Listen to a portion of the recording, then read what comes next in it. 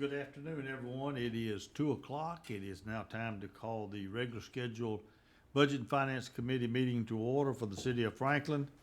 The first item on the agenda is approval of minutes from the April 11th, 2019 meeting and the May 9th, 2019 Finance Committee meeting. Hope everyone's had a chance to take a look at those. Any corrections or deletions? If not, I'll entertain a motion. Move for approval. Second. Proper motion and second. All in favor indicate by saying aye. Aye. Second item on the agenda is consideration of resolution number 2019-49, a resolution adopting a revised purchasing policy for City of Franklin procurements not pertaining to new construction. Well, this item relates to our purchasing policy, and our purchasing manager was not able to be with us today, and Mike Lowe is going to substitute for Brian Wilcox and give an overview of these revisions. Good afternoon. Each June, the Finance Committee brings proposed policy and procedures to the June Finance Committee for consideration. And this year, we have one new policy, we have one policy update, and one set of procedures for your consideration. And after we go over this item and the next two, we would request a recommendation to the full board for approval. With Brian's absence, I went through what he was proposing, and he actually has 5 or 6 items that he would like to update in the purchasing policy. And what I'd like to do is just go over each of those items. And what he has is, the first one dealt with disposals. He just wanted to make sure it was the purchasing policy and procedures applied to disposals of donated property. So it probably had not been in the policy previously, but in essence, this would make sure that it was addressed. The second item is that donations may occur to the city, and that when they do, they should follow city procedure. His third item is how to deal with trade-ins, that they do not follow the typical disposal procedures, that they are actually handled differently. It's essentially where you're trading in something you already have for a new purchase. The fourth item he had is that there can be multi-award contracts where it can actually go to more than one vendor. So that was also something he was adding to the purchasing policy.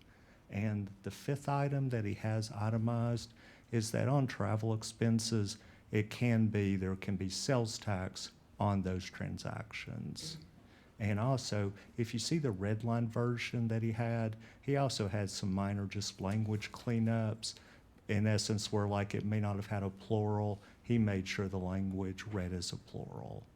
So this is the items that he has in a purchasing policy update, and we would request maybe a recommendation to the full board to update this policy. Any questions? Christine, any comments from you? No, I concur. Mike did a nice summary of those changes. I would move for approval to the full board. Second. Proper motions are a second. There is a second. All in favor indicate by saying Can I ask aye. a question before you vote? Okay. Because I recently had an episode, or an incident, where somebody brought me a gift. Oh. And, would you kind of go into the things when people bring things to the city as a gift? It wasn't to me specific. It was for the city, it was for the office. That may be handled as much in the ethics, That's the way we handled it. was by the ethics Yeah, policy. I had a choice of either paying for it. I ended up donating it and filling out a form and so on. So, okay. Those things sometimes do happen, but I think that would probably be in the ethics policy. What you were saying was a donation to the city. Yes. Yes. And that's examples of that would be sometimes retailers wish to give supplies to public safety. There's programs, established programs from I know Target's had those in the past, Walmart, where they wish to donate for specific types of departments. And those typically are, I mean, they're not typically considered a grant because they didn't come from another government. They're coming from a private, in that case, such as a private company that wishes to give something for the benefit of one area of the city. Any other questions or comments? If not, all in favor indicate by saying aye. Aye. Any opposed? Let's go to, I'm gonna read off of that since I've lost it on this. Item 3, consideration of draft resolution number 2019-53, a resolution adopting payroll procedures for the city of Franklin. This item actually has a slightly different name than when we did the preview back in May, because what the Finance Department, along with the Human Resources Department, had done is we had discussed whether it might be advantageous to actually have a separate payroll policy from the personnel policy in the HR manual. So we were maybe proceeding thinking what it would look like if we had a separate policy. After we got back together after that meeting, we thought it would be best for employees and supervisors if policy remained in one location. So that will all remain in the HR manual, and the HR manual itself is currently in progress to be updated. So We look to bring the HR manual to the board sometime this fall. So by the end of the year, we'll have updated that with your review. And as Mike said, we want to have one place where those policy directives are. And that way, we don't have to try to update it 2 places if we make a change. And that this would be, the payroll component will be best focused on kind of the mechanics and the process of payroll, which is very, very important. But broader personnel policies should be captured in the one place in the HR manual, so. And also, based on what Eric just said, is when we had the document, even though it doesn't have policy, it did really have a lot of useful information to employees and supervisors about the payroll process, as well as what they see on their payroll and their W-2. So what we did is we basically changed it slightly, but in essence, what this does is it does give procedures for the payroll process, as well as give information about pay codes, mandatory deductions, voluntary deductions, benefits that impact payroll, the W-2, the W-4 form you have to fill out. And what it did is it kind of filled in some gaps, because when we had inclement weather, we in essence had to come up with a procedure. So in essence, this contains that procedure that we developed. Also, something else that comes up and we almost take for granted sometimes is that we're used to paying Social Security tax. There are some local governments that they don't take Social Security tax out of an employee's payroll. So in essence, if you couldn't locate it somewhere else, this now indicates that that is a required deduction from an employee's pay here in the city of Franklin. And maybe the last thing is, for this procedure, we would like to have it where maybe the city administrator could be delegated the authority to make changes to the procedures if they arise. And if that is acceptable, the Finance Department would like to request a recommendation to the full board to adopt the payroll procedures. Any questions or comments on that? Then I'll entertain a motion to recommend this item to the full board. So moved. Proper motion and a second. All in favor indicate by saying aye. Aye. Let's go to item 4.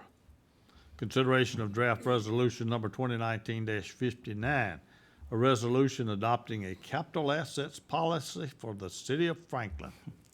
When this committee sees the city's annual financial report and you look at capital assets, they comprise 70% of the city's assets, but we've never had a formal policy.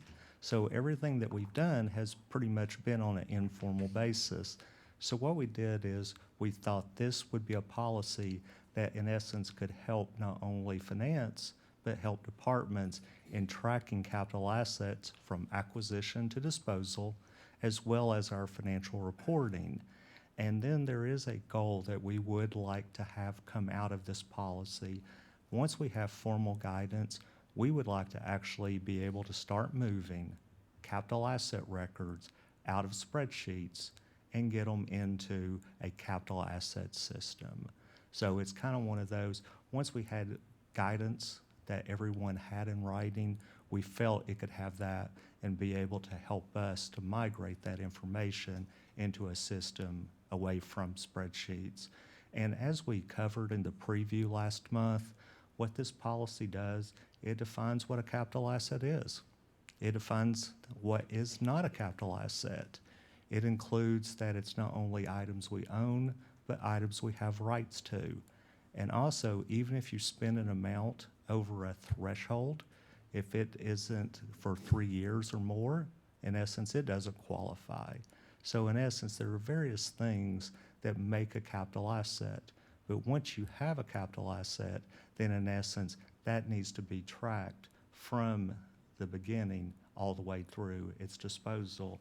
And some of the other things that we include in here is we have the different type of capital assets, whether it be infrastructure, whether it be equipment, whether it be machinery, and also what's included in that cost. That is in the policy. We also do have thresholds. Currently, right now, it's $25,000 for all capital assets. And as we kind of looked at it, we realized a building is not going to be only $25,000.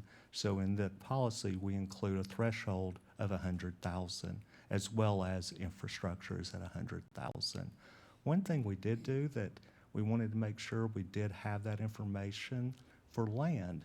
We actually are going to include it in the capital assets, even if it is a smaller amount, because we want to make sure we have good tracking of land in the capital assets. And the other thing is, this has really been a compilation between finance, departments, administration, and law. They've all had an opportunity to review it. And we even discussed with departments what's going to be the impact. And the thing that we talked to them about is that we need to formally, each year, be able to compare our records with their records. So that's something that we know the policy will now cover. So if that's acceptable, we would like to make a recommendation. Well, you know, you see in the materials that we get, it says what our capital, assets are. I mean, not what are, but the Yeah. amount of them and everything. So I was thinking, aren't we doing this already? We are, it was about 20 years ago that the accounting standards changed. There was an accounting standard statement 34, and which we're now close to a statement 100. So this was quite a while ago in accounting lingo. But accounting statement 34 was, in essence, where governmental assets had to be accounted on the balance sheets. Now, utilities had been doing that for some time, and we call those proprietary funds. But what Mike was, when he referred to as what we have been doing this for some time, we have been tracking and reporting these assets in accordance with GASB Statement 34 and then preceding statements that have related to capital assets. So we actually in this policy attempted to put these accounting requirements into as much plain, understandable English as possible, so that, because as that world of accounting for capital assets in this governmental realm has got more complicated, it would be helpful for departments to be able to have something that they can pick up and look at, rather than just during the year-end closeout for the accounting staff to track them down and ask them accounting questions. So that world, especially for accounting on capital assets for purely governmental type assets, has changed pretty significantly the last 23 or 24 years, getting ready for the implementation of GASB 34. It also says, in infrastructure, we're going to apply depreciation for these. But didn't there used to be some other kind of depreciation that was just like 3 year? I think it was mentioned in here. Well, too. we actually, the accounting standards, we don't capitalize unless it has a useful life of 3 years. Exactly. Now, what we Exactly. also do, the accounting standard 34, we do not depreciate the land. And land goes on at the purchase price. So land actually goes on for the purchase price. And even if the land was purchased 50 years ago for a Yeah, less amount than you which would is- sell it today, Yeah, the accounting we hope. requirements require us to put the land value goes on for the purchase price. And that that is never depreciated Exactly. as long as the city owns that land. But needless to say, And wasn't there a question whenever we were looking at the old jail and the old jail back, not that long, I mean, not that many years ago, and, there were some, Well, yeah, we had to look at value, well, we had multiple properties, and we had to sort of look at the different elements of that, and that gets to the surplus assets that we talked about on Tuesday a little bit too, Exactly. is what the value was of that, the old structure there. And so that all weighed into decisions we made in conveying that property. But in essence, the remainder of our capital assets, we do put them on the books for their acquisition costs or the cost of putting that into service. We depreciate over the useful life of that asset. And then if for some reason we take that asset out of service before it's depreciated, if there was some reason that had to occur, then we have to, in the year in which we take that asset off the books, we have to expense whatever was the remaining depreciation that was left. So that we clean that up in essence when that asset goes out of service.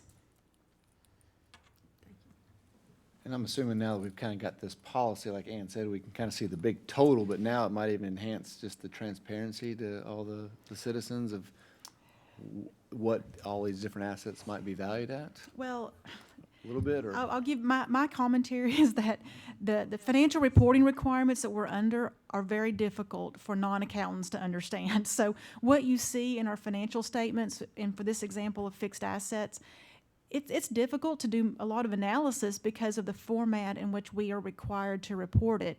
But there are, our goal of having these assets listed actually in a fixed asset system rather than in spreadsheets and that type of manner, it certainly should make reporting, but our financial reports have to look the way they look, so. Any other questions or comments? Then I'll entertain a motion that we recommend this resolution to the full board. Second. Proper motion and a second. All in favor indicate by saying aye. Aye. Let's go to item 5. Consideration of procurement award to Paymentus Corporation of Charlotte, North Carolina. And the estimated annual amount for years 1 through 3, $54,022 for electronic and paper bill presentation services and payment processing services for the Revenue Management Department. Tough time to lose it on here. That's a long caption, isn't it? I got it. I'll, if I may introduce this project, I have some colleagues who have joined us that I'll introduce this team that has spearheaded the efforts thus far. But this is a project that I believe we have talked about in budget processes and with this committee for several years. Certainly, many of your residents and constituents have probably asked you over time if we had a capability here at the city to be able to do electronic bill presentment. Sometimes, certainly people are getting accustomed to that in other areas of maintaining their personal finances, and other times it's just more practical to receive a bill electronically. But until about a year and a half ago, we just did not have the system capabilities to be able to move to this next process. But when we went through the utility billing software implementation, we gave you the information that this time would be coming as we would have the capability, and that's where this team has been working very diligently with it. It's a multi-departmental team between IT, revenue management, and finance to go out to procure a staff recommendation for electronic bill presentment. So we touch our residents and our citizens in many ways. but I don't know of a project right now across our city that could potentially touch all 28,000 of our utility customers any more than this project here. So I want to introduce, if you have the leadership of a team that's worked very hard to be at this point in the project. Jordan Shaw with our IT department leadership, and we had Lawrence Sullivan, who leads our revenue management department, and of course Mike Lowe, our comptroller, who leads our accounting. And let these gentlemen explain to you what this recommendation is. It is something that where we're excited to be at this place, but it will change how we're able to do business in our utility billing. It also will impact how we some of our customers who choose to pay with credit cards and other aspects of their city business will they'll be impacted, we believe, in a positive way by this change. And gentlemen? Hello, and thank you for having us here today to present this. I wanted to share that Jordan, Mike, and I represent that team of dedicated individuals that are trying to continue to bring electronic bill presentment to the city. The utilities aspect of it is the biggest aspect that it'll affect the most people, and it's something that we've been wanting to have for a long time. Some of the other people that have been involved, Brian Wilcox and Suzanne Ward in purchasing.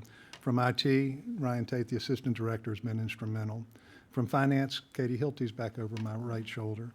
And I didn't want to be remiss without recognizing a young lady who's been involved since the first day and has self-identified as the future power user of this product as it comes online. Deanne Kraft over to my right. So thank you to all those people, but yeah. But Miss Power User came in, she came in to audit what I had to say today. On behalf of what Brian would have presented is that we did go through a bid process for this, a proposal, 17 potential proposers. There were 10 that submitted proposals, 5 that were interviewed, and we came up with a unanimous recommendation at the end of the people on the panel of the interviews, and it was to select Paymentus Corporation to do this work for us. You're already on. I'm on, okay. I want the narrative. Thank you. I'm just here for technical support. You are doing a great job, Jordan. So mine is, oh, Jordan.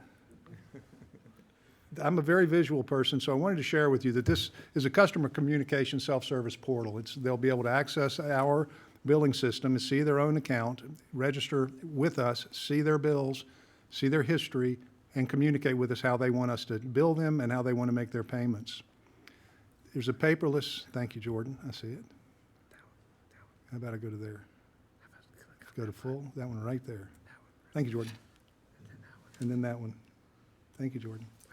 It is a paperless e-billing system that will show itself on any consistent platform, any size screen, from the cell phone to the tablet to the computer. Sorry, and they, just another visual for me, that they can do a mobile quick pay. This is an example of, they get a text, they get an email, and they can just very quickly say, I want to pay my bill, review it and pay it right there on the fly. And many other places allow them to do this today. Pay by text, pay by phone, or excuse me, pay by email. And do not want to ignore that there are other payment methods that they're still allowed to do without a convenience fee. Any of those prior ones that they're doing, they'll be paying with a credit card, and there is a convenience fee. But with these other payment methods, without a convenience fee, they can still pay by mail, pay by putting their check in the drop box out back. They can pay in our office. They can pay with a scheduled bank draft that is free, and it makes sure that they don't have any penalties or pay late. And they can push their payment to us through their bank.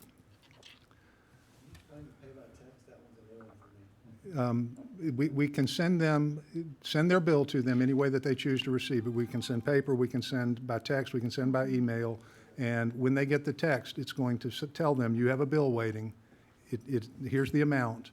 And one of the choices is, please process the payment.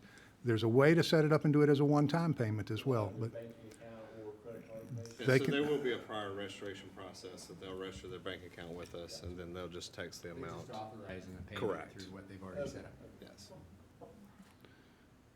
I didn't show a picture of my wife's Apple Watch. I should have done that. That works too. Yeah, that works too. Jordan, I'm gonna hit that button. There you go. You can zoom in. I can, okay. We put utilities at the top of this schedule. This is a schedule of the proposal that we have coming from Paymentus, with their payments of up to $400 per transaction, there's a limit to that because Paymentus has to know how much their fees are going to be and how much their earnings are going to be on average. So, but they've given us a fee of $1.85 per transaction. Currently, our cost is $3.50 per transaction. So the consumer's going to save basically half of the cost that they had been paying. This covers 97.5% of our bills that we send out each month. So if somebody had a higher bill, they just have to split it into more than one payment to go forward. It also, it can be done online, phone, or in person. I do want to share that we currently have electronic payments that are authorized in other areas, but this will be able to allow us to replace them, the other electronic payments that are available in building and neighborhood services. In the planning department, we had about $400,000 worth of electronic payments this past year. They've been limited to $5,000. We're currently proposing that they raise it to $10,000 and see if that can cover the preponderance of the payments, if it can hit 90 to 95% of their payments. But potentially that could be a higher number if it's a convenience that the customers want and building and neighborhood services would like to have. In the court, we did $118,000 last year. Most court payments are about $150. There's a few that get to the $400 range. We just listed this as a limit of $1,000, but and that's at 2.75%. All of these will be at 2.75%. And then for the smaller things, payment in parks, they're generally $100, $400, but that may change and grow, and we'll be able to do better with that. Yard sale permits, as we might know, are $5 a piece, and police department alarm permit renewals are $5 and $10 a piece. The best news here is that we won't be adding a $3 additional fee to them that we've currently got.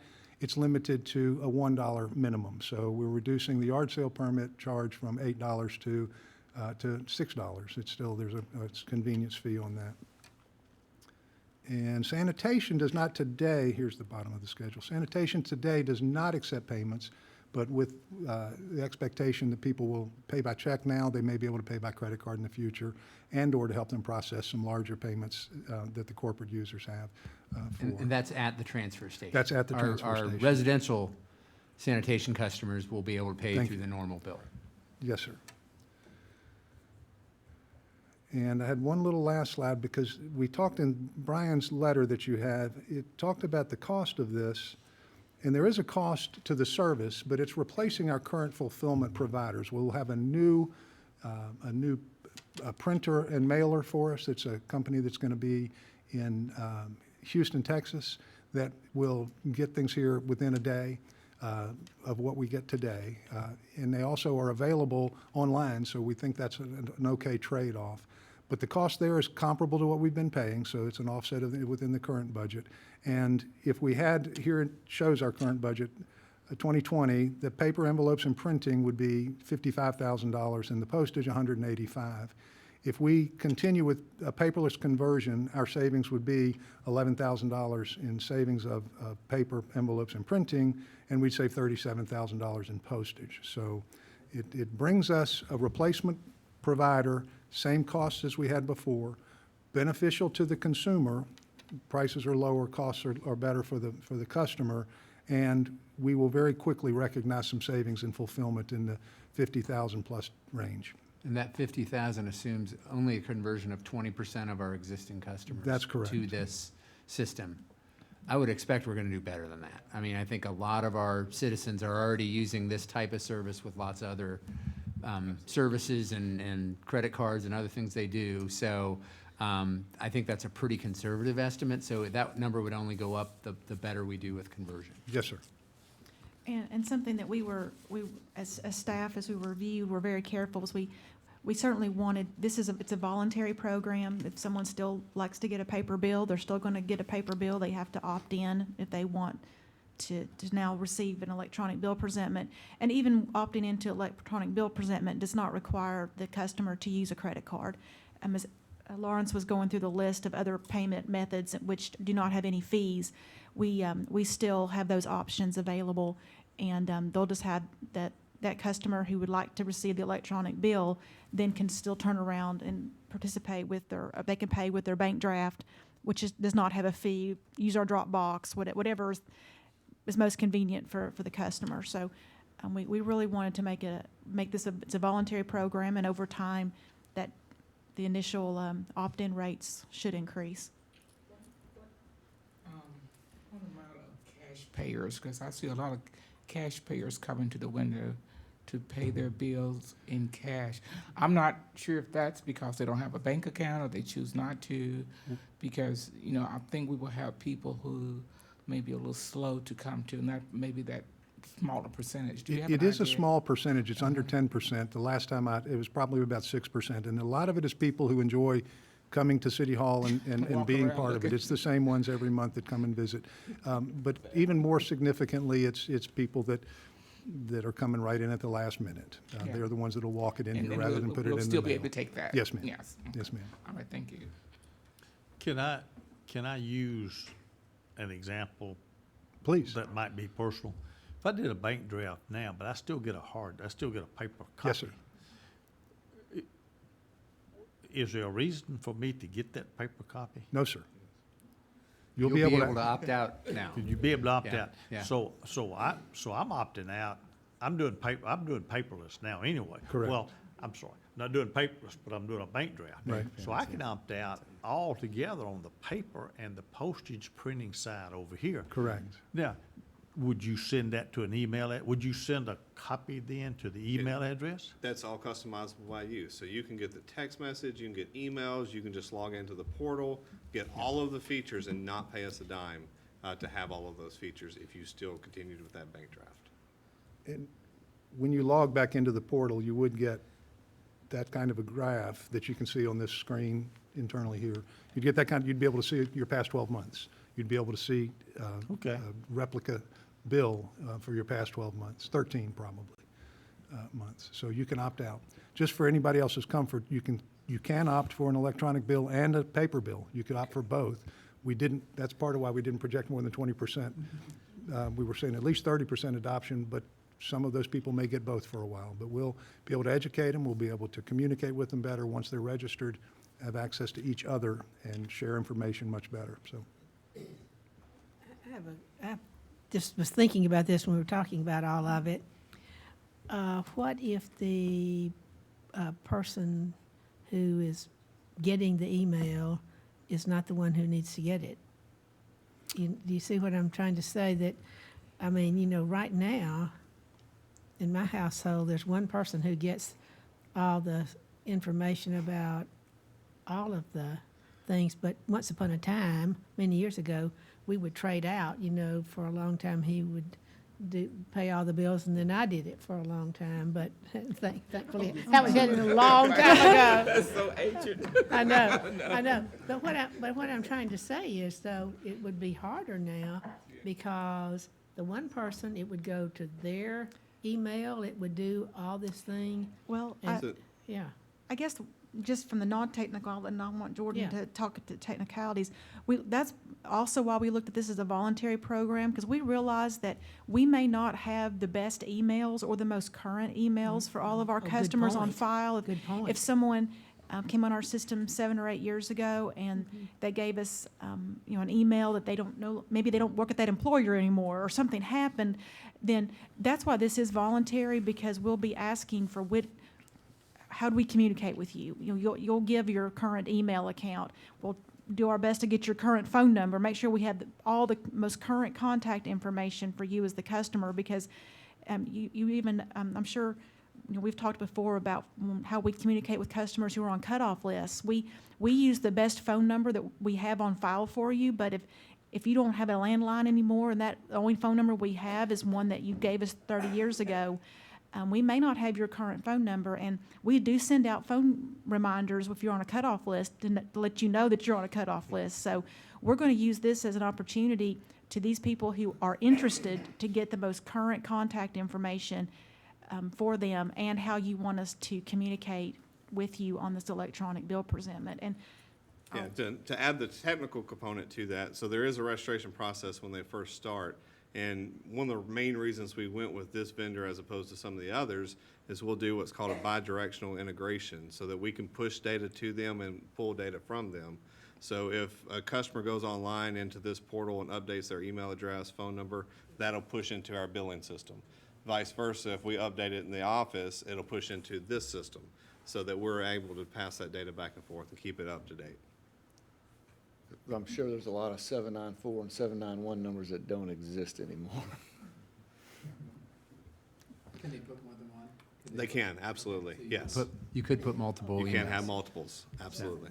Yes. And you get to teach us how to communicate with you. So if we're not getting it to you, we'll let you know with a phone call, or we'll find you when you're delinquent, and you'll be able to get caught up or get set up. A new customer will still do the same, they'll come into the office and do everything, or will they be able to go online? A new person, new, move in town? New person's want still the- going to have to file an application and set Coming, up, but yeah. while they're with us, we can give them the instructions about how to do this. We've talked about in our office, having a terminal where they can just get up and turn around and sit at a desk and do it themselves there in the office, so, That'd be good. yes. If we don't seem excited about this enough, we are very excited. This is very exciting to a lot of people. Well, you know, we've discussed paying a credit card and other things for a long time, and not necessarily, even I guess somebody wanted to pay their property taxes. Of course, they don't pay property taxes now, they pay them through the county. But, credit card payments have been, something that we've had pop up quite a bit, yes, Any other questions or comments on this? If I may give, just as a point of information, that if this committee so chooses to recommend to the full board and we move forward, we are planning for an implementation in January of this coming January. Give us the rest of this calendar year to go through the voluntary sign-up and then do testing on that group that signs up. We would test toward the end of the calendar year and to go live in January. 1st. As a piece of information for you. Any other questions or comments? Then I'll entertain a motion to recommend this to the full board. I would make that motion, but I have a question here. Second, I know this is maybe, how will that impact staff in your department? Are you ready to talk about that, or maybe some other time? No, I think we can talk about it. The transition is the part that's going to affect the staff, but it really, from a billing standpoint, getting the meter readings and getting them produced and getting the information, we'll have to do the same exact process. We're just sending the digital file to a different place. And as far as payments, it probably will reduce we're handling less paper coming to us. If we're sending out less paper, there's less paper coming back to us, so it'll impact us positively there as well. Thank you. any other comments? All in favor of sending this particular item to the full board?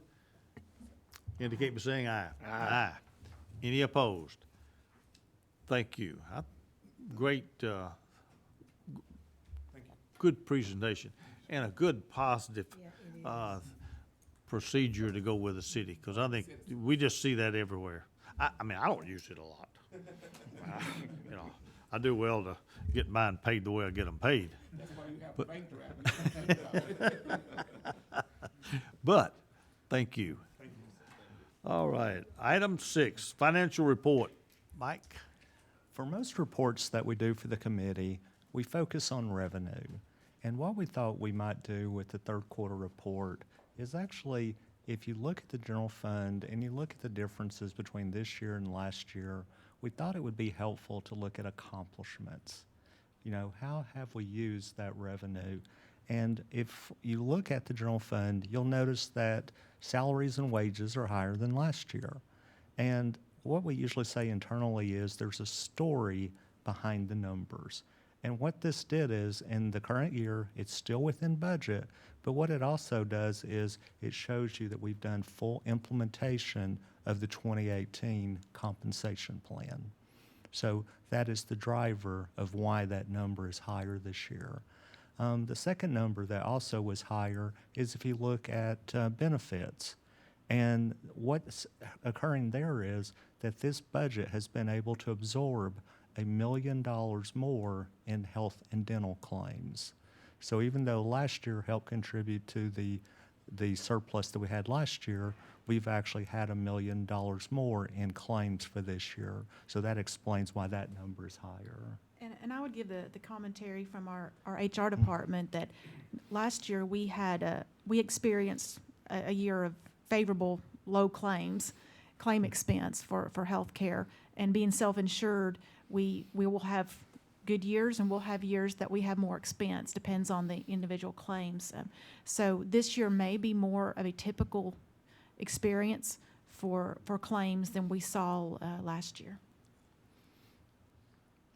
And also, if you looked at contractual services, we saw that that was higher this year. So what we did is we kind of looked to see what was the background of that. And what we discovered is for our N4 inventory system, we had been able to purchase some additional licenses, but also it was a timing difference because where we pay the county for dispatchers, it actually occurred in the third quarter here in 2019 versus last year it occurred in 2018, or I'm sorry, in the fourth quarter, it occurred in the fourth quarter. So in essence, it was simply a timing difference if somebody was looking at the financials. Also, something else that caught our attention, state share taxes. It's lower in the general fund. And what it was is, whereas we talked about that there was an adjustment that went to our favor last month, there was an adjustment that kind of went against us here. It was a taxpayer, or it could be more taxpayers, but at least one taxpayer that had a significant amount of an overpayment. So for the first 2 months of the year, it was such a large adjustment, we actually had no state share taxes under business tax. It was a business tax adjustment. Also, what has the fund accomplished this year? It also has been able to transfer $2.5 million to the Capital Projects Fund, and that was to pay for some of the public safety communication system, as well as the 96 West Trail. So that was part of the monies that you approved in the budget. One other thing that got highlighted Tuesday by Eric is there's no transfer anticipated to the sanitation fund for this year. And also the county facilities fund that we also now have, it transferred $1.75 million for a portion of that 96 West Trail as well. And maybe the last thing is, and we've talked about this maybe for the last few months, if you look at grants under transit, they're still around 30% of what we were hoping may come in. And we've been in communication with them, and we've actually started seeing some of the monies come in, as well as some more monies being anticipated before we have to close out the year. So that was the things I know that if you looked at that we've accomplished, and I just thought that way, that's something that we can highlight each month is what it is the numbers mean when we're providing these financial statements. Go back to say, how did the connection come about the county facilities tax going to the 96 West Trail? We funded a portion that is between the two schools. We allocated that, the portion of that trail that will be between Freedom Middle and Freedom Intermediate and Johnson Elementary. We took that segment and allocated county facilities to that. Thought that was appropriate because we've done that for infrastructure in and around schools, and we thought that was an appropriate place to put that part of the funding. A lot of times I was thinking it was for connections to counties. Yeah. Well, we looked at it for, those are all schools, yeah. We're good with all public schools. Yeah. We don't differentiate between students in our city that go to public schools at the county or at Franklin Special. Any other questions of Mike? Thank you. Item 7, monthly report for June 2019. You're up again. For the monthly reports, I know that back in March, Alderman Speedy, you asked us maybe for a sentence or two as to what the result was we saw, because we were seeing maybe that the outcome wasn't what we had expected. And the conference center has been now in touch with us, and on this monthly report, we've actually added the explanation of the result that we may not have had on the report previously. But for the month of March, The answer they gave us was they had a lot of large groups, but they didn't participate in the food and beverage offerings. So in essence, they had activity, but it just didn't have that extra portion on it that would have had additional revenue. And the second explanation they gave us were there were some groups that would have participated in that didn't come in 2019, that had come in 2018. So that was the explanation, and we thought adding this to the reports would be worthwhile going forward. Yes. And I believe they did highlight the Easter holiday. Easter was April 1st in 18, Easter was April 1st, and this year it was April 21st. And lots of conferences they want to avoid that Easter holiday weekend. Yeah. Also in the monthly reports, it has the second month on grants. And what I'd also like to maybe highlight is coming up in the August reports is we're going to include an investment report, and also there will be reports on property tax and hotel motel tax in that meeting. And did anyone have any questions about anything specific in the monthly report? I guess the only thing is the Columbia Avenue says only design, when we talk about, we know that's listed at October of 2020 next year. Mhm. It's mainly a state project though, right? Yeah, I think that's deals with the agreement we have with the state relative to whatever component of the Yeah. project we're working on. Exactly. At this point, and it'll move to a construction phase more in line with the window we've talked about. Our city engineers are really only in the design phase. Yeah, and it's Yeah. still being paid for by TDOT, we're just facilitating it. Yeah, that was a question you had last month as well, and we wanted to make sure we actually provided that those costs were the design.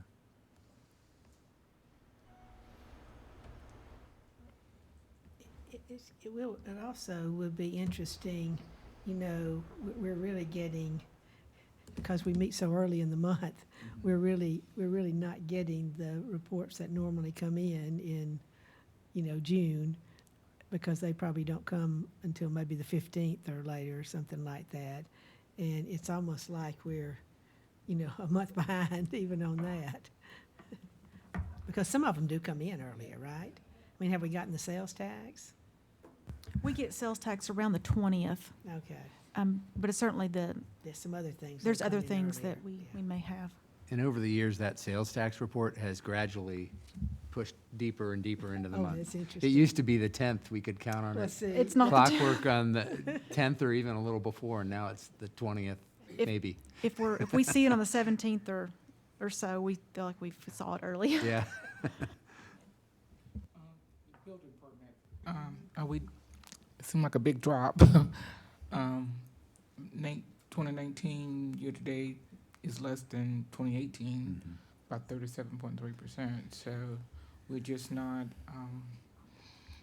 Yeah, this is just not- a trend we're seeing from, did we have a good 18? we had a Correct. really, really strong 17 and 17 18, and and that's 18, something we reflected in the budget. And in fact, your budget amendment itself incorporates a reduction in our projection. And I think if you look budget to budget between this year's budget at proposal and the budget that you're voting on right now, it's about $500,000, or is it more? Michael can address that, but we've factored that in, and it is against historically strong years, and it's maybe pulling back more towards a norm, so. Good afternoon, everyone. Michael Walters Young, Budget and Strategic Innovation Manager.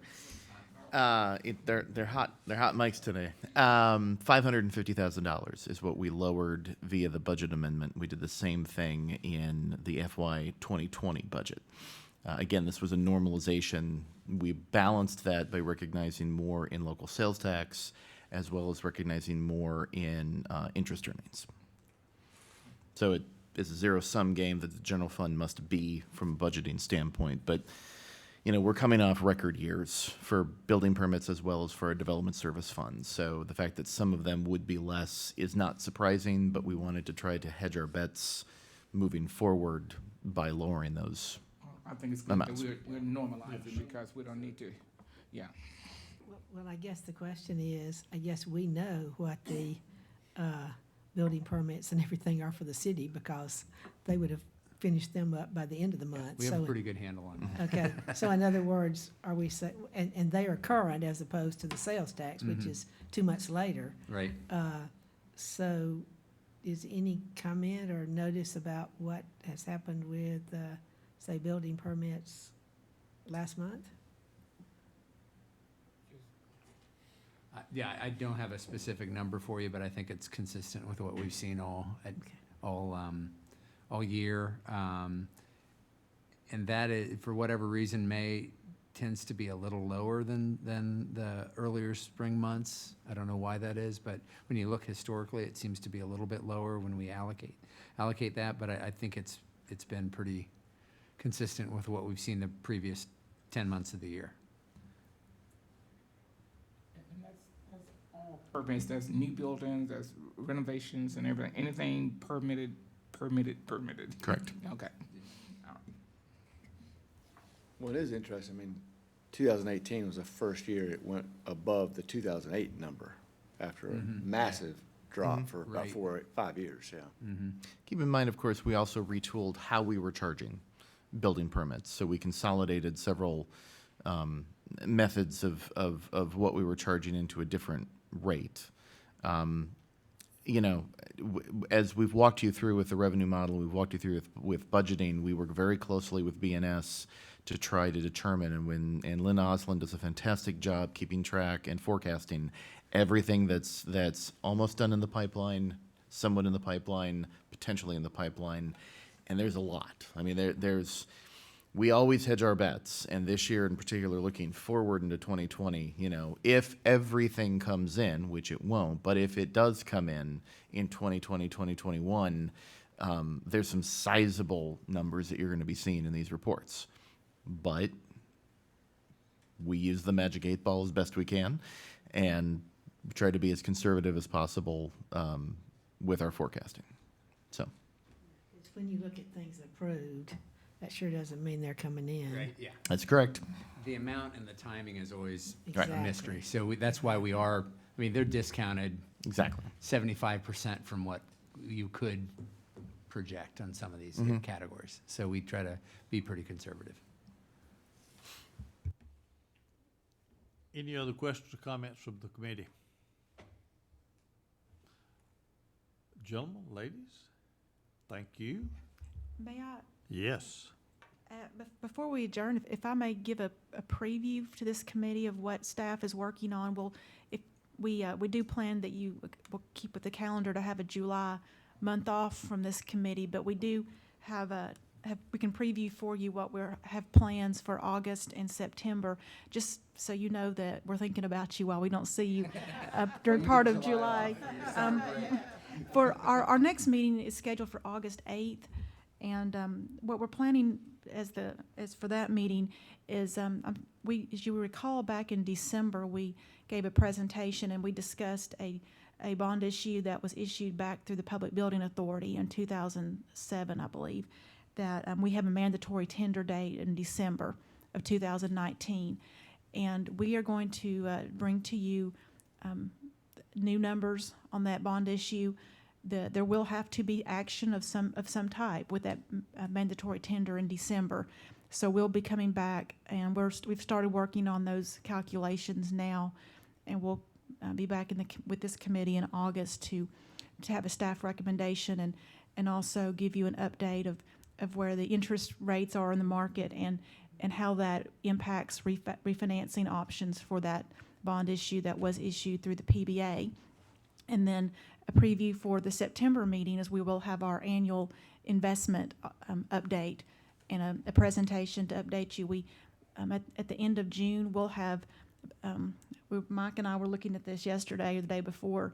We'll have about $112 million of city funds that are invested, and that's not including the $34 million of bond proceeds that just came in on May the 15th. So we are going to have our annual investment update. Mike mentioned that we're adding to our reports beginning in August. We're going to add another report to your package on our city investments, and then we'll do a more thorough presentation in September for you. So if you, we will be thinking about you, even though we won't see you for a while. Please come back. Any other questions or comments? I'll entertain a motion to adjourn. Proper motion to second. All in favor indicate by saying aye. Aye. We are adjourned. Yeah.